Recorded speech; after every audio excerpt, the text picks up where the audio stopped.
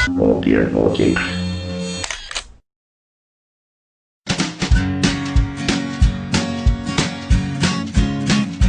नमस्कार दोस्तों, मैं अंकित शर्मा वीएस एकेडमी में मैं आप सभी का स्वागत करता हूं।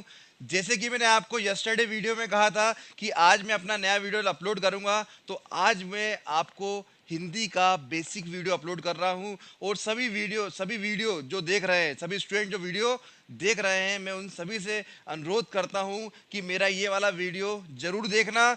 इसलिए क्योंकि ये वाला वीडियो आपने स्किप कर दिया तो नेक्स्ट वीडियो में आपको क्या मैं पढ़ा रहा हूं वो समझ में कम आएगा। तो चलिए आज हम स्टार्ट करते हैं हमारा टॉपिक, जिसका नाम है वर्णमाला। अगर मैं बात करूं वर्णमाला की, तो सिंपल सा कंसेप्ट आ रहा है मेरे पास। वर्णों की माला, वर्णों की माला जैसे अपनी होती है फूलों की माला। कैसी होती है? फूलों। जैसे हमारे पास एक धागा होता है, उस धागे में हम जितने फूल पिरोएंगे तो वो एक बहुत बड़ी माला बनेगी। तो अब हमको यहाँ पे माला बनानी किसकी? वर्णों की। अब आपको बोलोगे आप कि सर ये वर्ण क्या है, तो मैं बताने जा रहा हूं आपको वर्ण। पहले मैं इसकी डेफिनेशन बताता हूं, उसको एक्सप्लेन भी करूंगा। वर्णमाला वर्णों का समूह, वर्णों का समूह। वर्णों का समूह क्या कहलाता है? वर्णमाला। अब बोलोगे सर वर्ण हमें समझ में नहीं आ रहा है कि वर्ण क्या है, डेफिनेशन तो कोई भी बताता है, मगर मैं इस डेफिनेशन को प्रूफ करूंगा आपके सामने अभी। देखिए अब मैं आपको बताता हूं वर्ण क्या है, ठीक है ना। तो वर्ण बताने के लिए मुझे एक नाम चूज करना पड़ेगा। आप ही दोस्तों का किसी का नाम होगा तो मैं ले लेता हूं, जैसे कि रोहन। कोई रोहन भी मेरा वीडियो देख रहा होगा तो मेरे अल्टरनेट एक रोहन मेरे माइंड में आया तो मैं लिख दिया रोहन। अच्छा मैं आपसे पूछूं रोहन क्या है, तो आप क्या बोलेंगे? ये सर शब्द है। शब्द है तो लिख दिया मैंने शब्द है।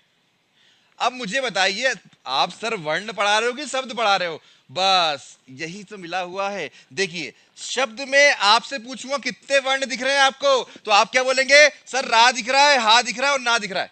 रा दिख रहा है, हा दिख रहा है और ना दिख रहा है। बस तो वो लिख देता हूं मैं, रो प्लस हा प्लस ना। तो आप बोलोगे सर कितने वर्ण हैं?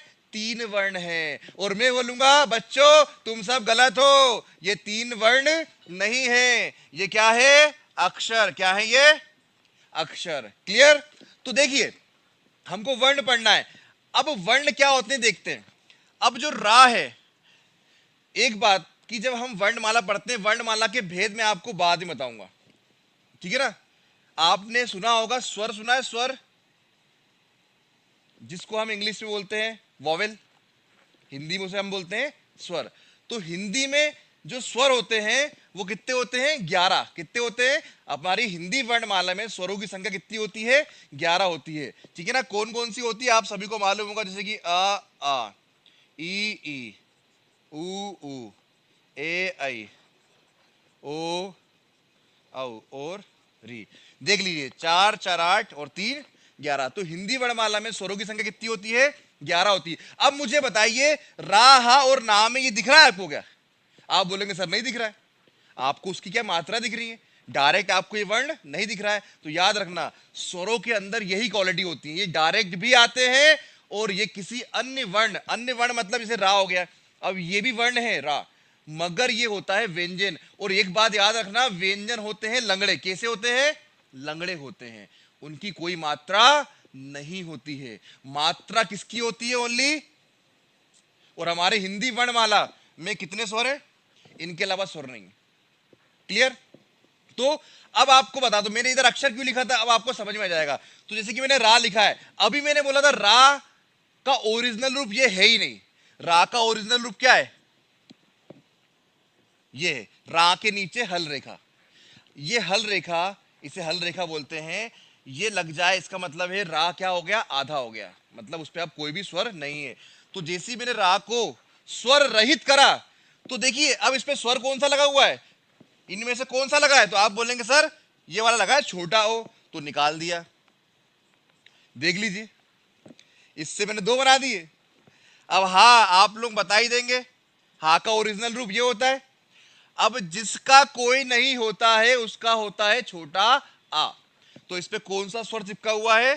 छोटा आ प्लस प्लस ना। अब तो आप बता ही देंगे सर, आप लोग होशियार बन गए। अब कौन सा स्वर? छोटा, बिल्कुल सही। अब देखिए जैसे कि मैंने रोहन को तोड़ा, रो हा और ना में टूट गया, वैसे ही मैंने रो अकेले को तोड़ा, रो काय में तोड़ा, रा और ओ में तोड़ा। अब मुझे इसको तोड़ के बताओ, रा टूटेगा क्या? ये इसकी फाइनल स्टेज है, इसके बाद इसको आप ब्रेक नहीं कर सकते। हिंदी में बोलूं तो खंड नहीं कर सकते, विच्छेद नहीं कर सकते। आ रही बात समझ में? तो नहीं हो सकता, इसको भी नहीं कर सकते, ये भी ओरिजिनल रूप है, इसको भी नहीं कर सकते, इसको भी नहीं कर सकते, और इसको भी नहीं कर सकते, और इसको भी नहीं कर सकते। बस आ गई डेफिनेशन। डेफिनेशन क्या बनती है? ऐसे ध्वनि या ऐसे वर्ण जिनको आप खंड नहीं कर सकते, खंड नहीं कर सकते, क्या कहलाते हैं? वर्ण कहलाते हैं। वर्ण बता रहा हूं ना। एक और डेफिनेशन लोग बोलते हैं कि भाषा की लघुत्तम इकाई, भाषा की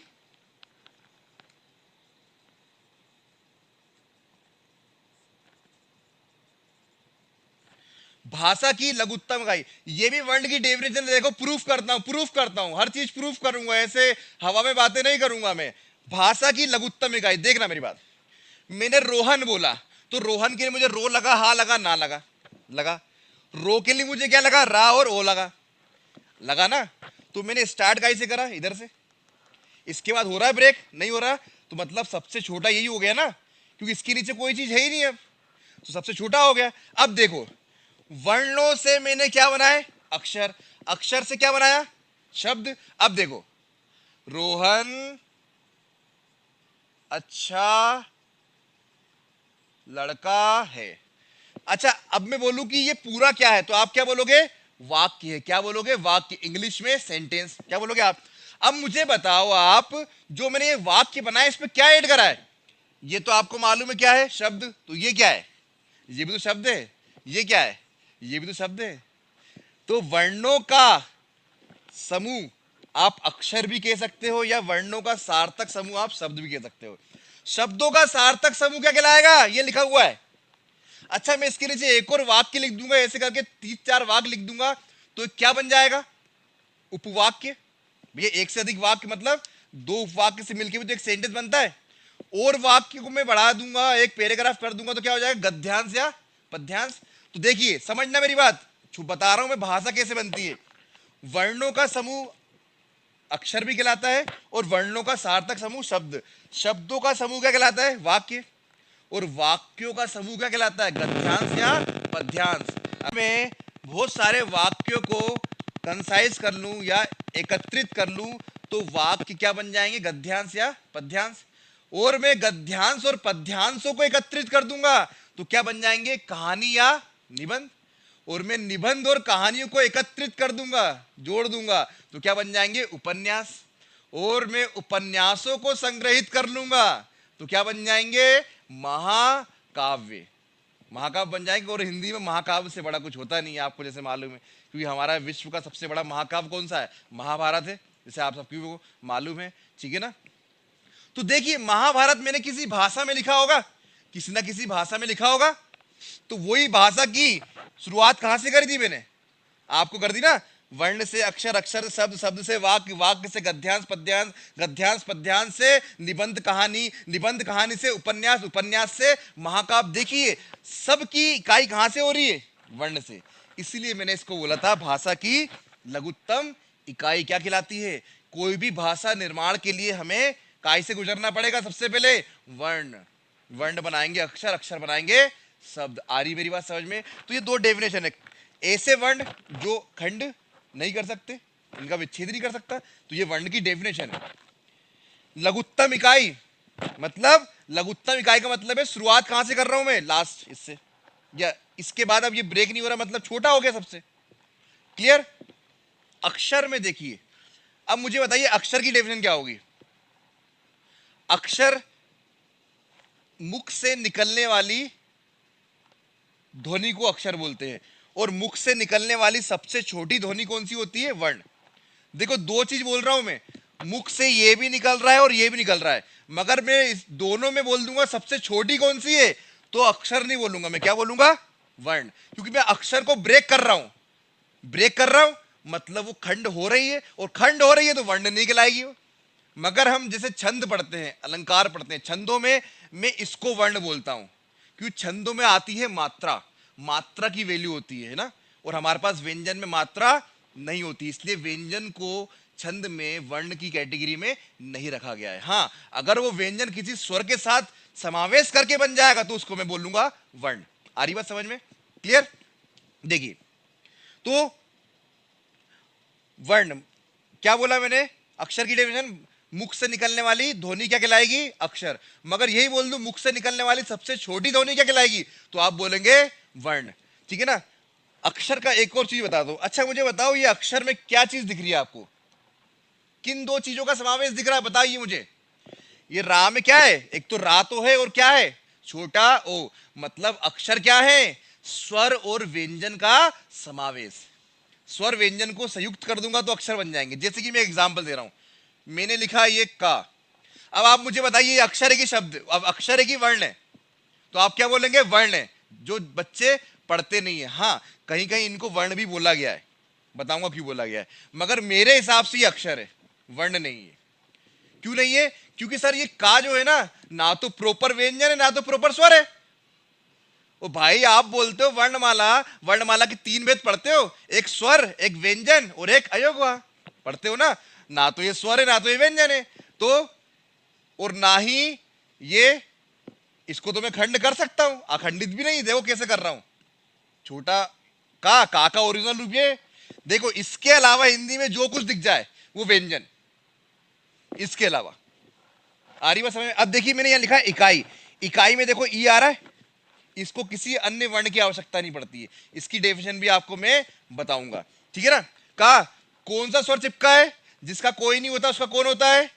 अभी बताया था छोटा, तो कौन सा छुपा हुआ है? अब इसे ब्रेक कर सकते हो क्या? नहीं। तो मतलब ये वर्ण होगा। और वर्ण में क्या है? देखो एक स्वर है और एक व्यंजन, इन दोनों से मिलकर बना अक्षर। तो अक्षर में क्या काय का समावेश है? स्वर और व्यंजन का। और अक्षरों का सार्थक समूह, अक्षरों का सार्थक समूह या वर्णों का सार्थक समूह क्या कहलाएगा? शब्द। आ रही मेरी बात समझ में? अब देखिए वर्णमाला किसे कहते हैं? सपोज ये, इसको मैं और बढ़ा दूं, इधर लिख रहा हूं, बोर्ड छोटा है, ठीक है, आ के बाद मैंने लिख दिया ई, फिर लिख दिया ला, फिर लिख दिया चा, फिर लिख दिया बा, फिर लिख दिया पा, फिर लिख दिया ऊ। अब मैंने बोला कि यहां से लेके यहां तक आप बताइए क्या है? ये वर्ण है, मैं बोल रहा हूं वर्ण है, मगर जब इसको मैं एकत्रित करूंगा तो शब्द बनेगा क्या? आप बोलोगे सर शब्द तो बनेगा मगर उसका अर्थ नहीं होगा कोई सार्थक। तो बस अब डेफिनेशन देखना, अगर मैं बोलूं आपसे यहां से रा से लेकर आ तक वर्णों को मैं एकत्रित करूंगा तो क्या बन जाएगा? रोहन। और रोहन का एक सार्थक अर्थ होता है। मगर मैं इन वर्णों को भी ले लूंगा तब भी ये संग्रहित होंगे तो कोई ना कोई तो शब्द बनाएंगे, मगर उसका सार्थक अर्थ भी तो निकलना चाहिए। तो सर देखना बहुत बारीकी से सुनना मैं क्या बोलने वाला हूं। वर्णों का समूह, ये वर्णों का समूह है यहां से लेकर यहां तक, इसे बोलते हैं वर्णमाला। मगर वर्णों का सार्थक समूह, सार्थक, सार्थक मतलब जिसका कोई अर्थ निकले, वो कहलाता है शब्द। यहां बहुत सारा कंफ्यूजन होता है बच्चों को, एग्जैक्ट डेफिनेशन नहीं पाते। कहीं कहीं वर्णों का सार्थक समूह वर्णमाला भी कहा गया है। ठीक है ना? वर्णमाला में हम शब्द नहीं बना पाएंगे। वर्णमाला तो कितनी भी लंबी हो सकती है ना, शब्द उतना लंबा हो सकता है कि आप खुद दिमाग लगाइए, थोड़ा खुद दिमाग लगाइए। मैं अगर 50 वर्ण लिख दूंगा, हाँ उस 50 वर्ण से कोई सार्थक अर्थ निकल रहा है तो मैं उसे बोल सकता हूं कि वो सार्थक समूह है, मतलब इससे शब्द बनेगा। मगर उसका सार्थक अर्थ निकलेगा तो फिर क्या बोलूंगा? तो उसे बोलूंगा वर्णमाला। फिर सुनिए, वर्णों का समूह वर्णमाला कहलाता है और वर्णों का सार्थक समूह क्या कहलाता है? शब्द कहलाता है। शब्द की एक और डेफिनेशन है, अक्षरों का सार्थक समूह भी शब्द कहलाएगा, क्योंकि अक्षर वर्ण से तो मिलके बने। आ रही मेरी बात समझ में? तो दोस्तों आपको वर्ण समझ में आया कि वर्ण क्या होते हैं? अभी बस मैंने ओनली वर्ण दिखाया है, वर्णमाला के भेद नहीं बताया मेरे। अब देखिए वर्णमाला के भेद, जल्दी से फटाफट देखिए, वर्ण समझ में आया कि नहीं आया? जल्दी कमेंट करिए मुझे, और नहीं समझ में आया कमेंट करिए, मैं दोबारा समझाऊंगा और ज्यादा अंदर घुस जाऊंगा आपके दिमाग के अंदर, आपको समझा के रहूंगा, मानूंगा नहीं मैं। ठीक है ना? अब देखिए वर्णमाला के भेद अब आपको समझ में आ गए ऐसे चुटकियों में। वर्ण, वर्ण एक बार फिर रिपीट कर रहा हूं, ऐसी ध्वनि ध्वनि भी बोलते हैं। देखिए मैं मुंह से बोल रहा हूं तो मुंह से क्या बोल रहा हूं मैं, ध्वनि, मुंह से निकलती है ध्वनि, और वही ध्वनि मैंने बोला का, तो ये ध्वनि निकली, इसे बोलूंगा ध्वनि, मुंह से निकल रही है ना, और इसी को मैं लिख दूंगा, लो लिख दिया। अब इसे ध्वनि बोलूंगा क्या मैं, इसे क्या बोलूंगा, वर्ण। तो ऐसा भी बोल सकते हो आप, अगर मैं किसी ध्वनि को लिख दूं, लिखित रूप क्या कहलाता है, वर्ण, और ध्वनि का सॉरी वर्ण का मौखिक रूप ध्वनि कहलाता है। ये दोनों एक ही चीज, एक ही चीज है, ध्वनि और वर्ण एक ही चीज है, बस एक को मैं बोल रहा हूं और एक को मैं लिख रहा हूं। आ रही मेरी बात समझ में? चलो फटाफट फटाफट देखो, फटाफट जल्दी से, समझ में आएगा तो लाइक करो जल्दी फटाफट, ठीक है? नहीं समझ में आया तो फिर भी बताओ सर समझ में नहीं आया, फिर से बढ़ाओ। तो वर्णमाला के तीन भेद होते हैं, क्या होते हैं, तीन भेद। एक होता है स्वर, एक होता है व्यंजन, और एक होता है अयोग। थोड़ा छोटा बोर्ड है, माफ करना बेटा, कुछ दिनों बाद मैं बड़ा बोर्ड भी अरेंज करवा लूंगा। लॉकडाउन के चक्कर में क्या मटेरियल मिल नहीं पा रहा है प्रॉपर, तो जैसा मुझे मटेरियल मिला है मैं पढ़ा रहा हूं आप लोगों के लिए, ठीक है? स्वर, स्वर कितने होते हैं अभी बताया था, अभी बताया था कितने, हाँ बिल्कुल सही 11, ये लिखे हुए। हिंदी वर्णमाला में स्वरों की संख्या होती है 11, मगर अगर मैं बोलूं कि हिंदी वर्णमाला में कुल स्वरों की संख्या होती कितनी होती है, तो देखो फिर मेरा स्टेटमेंट बदला है। बिल्कुल ध्यान देना स्टेटमेंट पे, हमको हवा हवा में नहीं पढ़ना है, क्योंकि एग्जाम में हवा में नहीं आता क्वेश्चन। एग्जाम में बोलता है इस हिंदी वर्णमाला में कुल स्वरों की संख्या, तो आप 11 लगा देते हो और आ जाता है आपका गलत, समझना। अगर उसने बोला स्वरों की संख्या, तो आपको क्या लगाना है, 11। अगर इस स्वरों की संख्या में उसने कुल ऐड कर दिया, हिंदी वर्णमाला में कुल स्वरों की संख्या, तो आपको लगाना है 13। कैसे? कुल स्वरों में कुछ दो संस्कृत के स्वर हैं, मैं लिख देता हूं यहां पे, जिनका प्रयोग हम लेखन शैली में अब नहीं कर रहे हैं, मगर वो संस्कृत के दो वर्ड हैं, कुछ वर्ड उससे बन रहे हैं, इसलिए हमने उसको ऐड करा हुआ है, मगर अब हम उसका यूज नहीं करते हैं। तो मगर देखो हमको जो एग्जाम के हिसाब से पढ़ना है, एग्जाम में आएगा उसके हिसाब से करना है। मैं तो मैंने बोला ये 11 स्वर मालूम चल गए, आ ई उ ए ऐ ओ औ और री ऋषि। इस पे दो स्वर और है, एक ला नहीं पढ़ा जाता है, इसको ल करके रकार आती है, और एक री ऋषि, ये बड़ा वाला, ठीक है? ये दो संस्कृत के स्वर है, काय के हैं, संस्कृत के। ये दो और ऐड कर ली जाए तो कितने होगा, 11 तो यही है, प्लस 2 कितने होगा, 13। इसलिए हिंदी वर्णमाला में कुल स्वरों की संख्या कितनी होती है, 13, और हिंदी वर्णमाला में स्वरों की संख्या कितनी होती है, 11। आ रही बात समझ में? दूसरी बात, जो री है इसका भी बताऊंगा क्या है, ठीक है? आज हम ओनली स्वर डील कर रहे हैं, क्लियर? आज हम क्या डील कर रहे हैं, स्वर डील। बहुत फटाफट आपको स्वर बता रहा हूं मैं, बिल्कुल वीडियो ब्रेक मत करना, मैं बोल रहा हूं। अगर आपको ब्रेक करोगे समझ में नहीं आएगा, और समझ में नहीं आएगा संधि समझ में नहीं आएगी, व्यंजन समझ में नहीं आएगा, अयोग वाह समझ में नहीं आएगा, सबका कंसेप्ट भी बताऊंगा मैं क्यों ऐसा हुआ है, ठीक है? हवा में बात नहीं करूंगा। स्वर, अच्छा अभी मैं आपके सामने लिखूं, ये फिर लिखा मैंने चा, और ऐसे एक वर्ण लिया मैंने। अच्छा मुझे बताओ, ये जो मैंने आ लिखा हुआ है, इसको मैंने सेम ऐसे यहां लिखा हुआ है क्या? आप बोलोगे हाँ सर सेम लिखा हुआ है, सेम लिखा हुआ है आपने सर, जैसे कि मैंने यहां लिखा है वैसे यहां लिखा है। अब मुझे बताओ, ये जो लिखा हुआ है का, इसको मैं ऐसे भी लिख सकता हूं ना, लिख सकता हूं ना, और ऐसे भी लिख सकता हूं। अरे दो तरीके होगा इसके तो, मगर इसके दो तरीके हैं क्या? नहीं है। इससे कुछ समझ में आ रहा है क्या बोलना चाह रहा हूं मैं आपको? ये जो क्या है, स्वर है, और ये क्या है? पहली बात, स्वर होते हैं पूर्ण, उनकी अपनी मात्रा होती है, और व्यंजन होते हैं अपूर्ण। लंगड़े, लंगड़े से याद कर लो, जैसे आप मेरे दो पैर होते सबके, एक पैर नहीं हुआ चलने में दिक्कत आएगी ना, और दोनों पैर हुए तो कितने अच्छे चलोगे आप? तो समझ जाना स्वर दो पैर वाला होता है, और व्यंजन एक पैर वाला होता है। कैसे?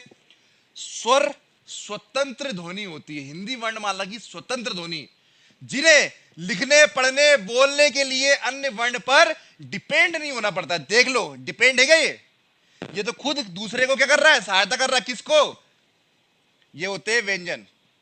इसको मैं पढ़ाऊंगा डिटेल में, इसकी पूरी एक क्लास होगी व्यंजन की। और मेरा वादा है आपको व्यंजन में एक क्वेश्चन आप भूल नहीं पाओगे, ऐसा पढ़ाऊंगा आपको मैं, ठीक है ना। एक ही डायग्राम है पूरा, ठीक है। ये पूरा स्ट्रक्चर स्टडी करवाऊंगा मैं, लिखने वाला काम नहीं है, हमको समझना है, लिखना नहीं है। लिखते कौन है? जो हार्ड वर्क करते हैं। हमें क्या करना है? Smart work. स्मार्ट वर्क करके ज्यादा मार्क्स लाना है, वो यही मिलेगा, ठीक है। स्वर होते हैं स्वतंत्र ध्वनि, खंड तो कर नहीं सकते, क्यों? क्योंकि वर्ण है, इसको ब्रेक कर सकते हो, वर्ण है, ठीक है ना। तो ऐसी ध्वनि जो स्वतंत्र है और जिनको लिखने पढ़ने बोलने के लिए किसी अन्य पर डिपेंड नहीं होना पड़ता, जैसे कि मैंने लिखा।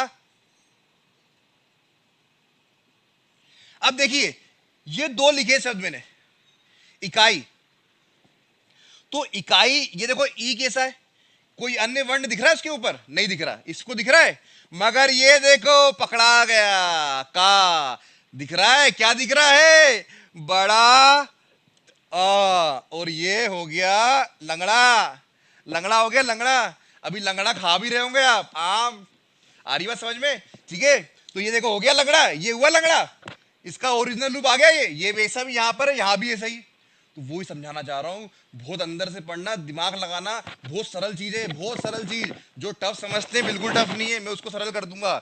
देखिए इसको किसी की आवश्यकता नहीं है, तो हो गई ना स्वतंत्र, इंडिपेंडेंट। जैसे आप नौकरी करने लगोगे तो आप मम्मी पापा को भूल जाते हो, है ना, बोलता मैं तो इंडिपेंडेंट हो गया हूं, अब मम्मी पापा से पैसे नहीं लूंगा, मैं शादी अपनी मन मर्जी से करूंगा। तो वो यही है, ये आप हो जॉब वाले, और ये मैं हूं बिना जॉब वाला, मैं डिपेंड हूं।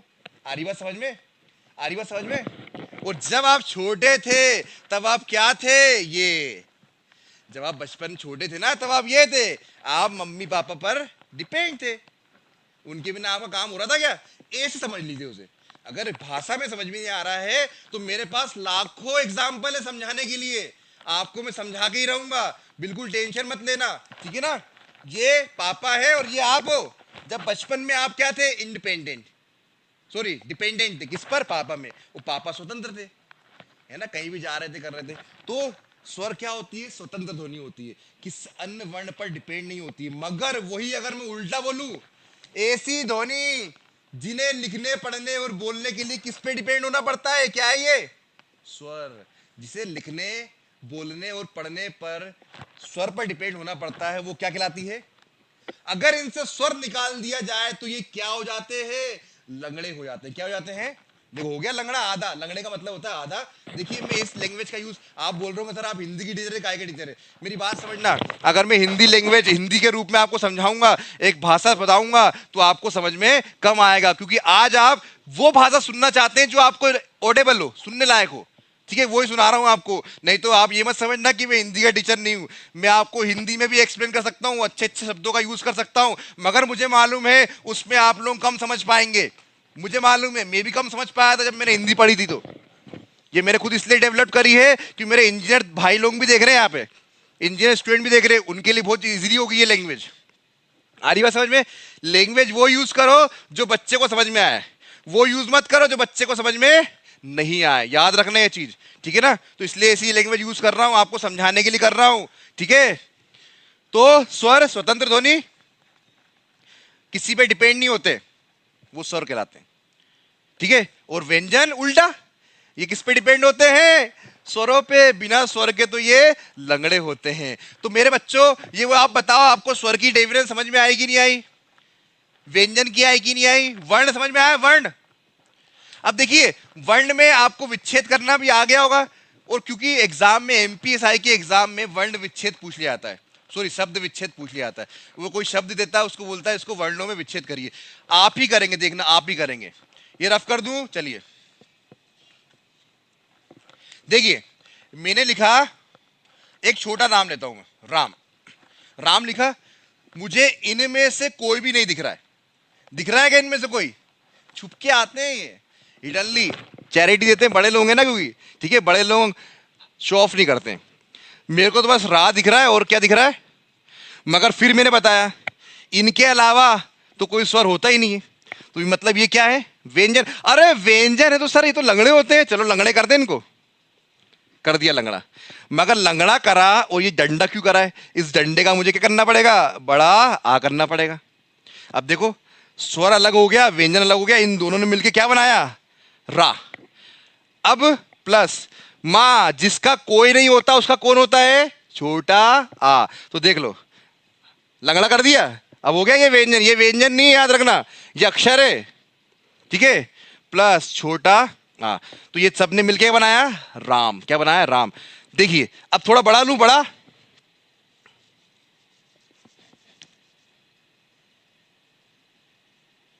इजी है, बिल्कुल घबराना नहीं, बिल्कुल करेंगे। मुझे ये बताओ, ये क्या है?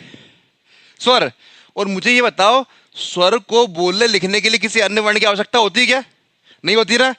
तो ये इंडिविजुअल है, तो इस पे कोई मात्रा लगेगी क्या? इसको ऐसी के ऐसी लिख दूंगा मैं। भाई स्वर है वो, बड़ा आदमी है वो। ये आ गया छोटा आदमी, देखो आ गया छोटा आदमी। अब मुझे बताओ, ये जो शाह लिखा हुआ है मैंने, ये इस पे स्वर है कि नहीं है?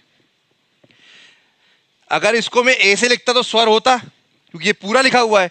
ये तो ऑलरेडी, इसको ए से देखो, इसको ए से कर दो, ये भी आधा है, या ये हलन हटता है ना, तो ये ऐसा कर जाता है।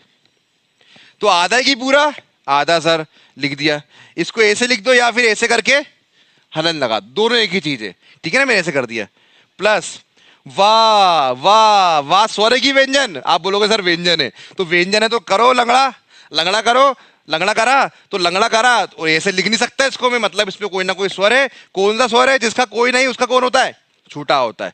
प्लस रा, अरे जिसका कोई नहीं उसका कौन होता है? तो ईश्वर में वर्णों की संख्या कितनी है? 1 2 3 4 5 6। गाना नहीं गा रहा हूं, बता रहा हूं, थोड़ा एंटरटेनमेंट भी जरूरी है, पढ़ते पढ़ते बोर हो जाता है इंसान।